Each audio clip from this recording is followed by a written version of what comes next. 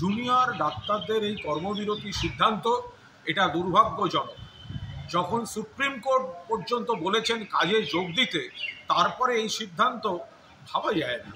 মাননীয় মুখ্যমন্ত্রী বারবার চেষ্টা করেছেন, আলোচনা করেছেন, কথা বলেছেন, যেখানে পরিকাঠামো এবং নিরাপত্তা ব্যবস্থা, নজরদারির ব্যবস্থার সমস্ত কাজ চলছে, সেখানে দাঁড়িয়ে এই পুজো উৎসবের মরশুম, ওদিকে বন্যা, এই অবস্থায় আবার কর্মবিরতি, এটা কারা করছেন, কাদের পরামর্শে করছেন, কেন করছেন?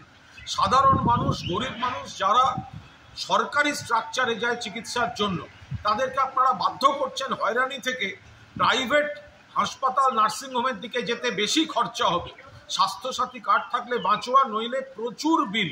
এটা কি হচ্ছে? সুপ্রিম কোর্টে আপনাদের লয়ার বলছে আপনারা কাজ করছেন বা কাজ করবেন।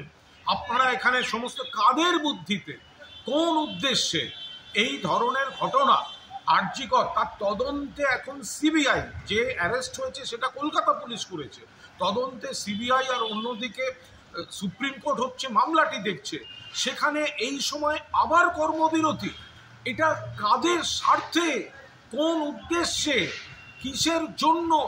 এত মানুষের এই সময়টা চিকিৎসার জরুরি পরিষেবার দরকার হতে পারে, বন্যা পরিস্থিতি রয়েছে, পুজো এবং উৎসবের মরশুম রয়েছে, এত মানুষের অর্থনীতি জড়িত, সেখানে আপনারা এক সাধারণ মানুষের কথা না ভেবে, এটা কাদের পরামর্শ, কারা চাইছে এই ধরনের পরিস্থিতি তৈরি করতে?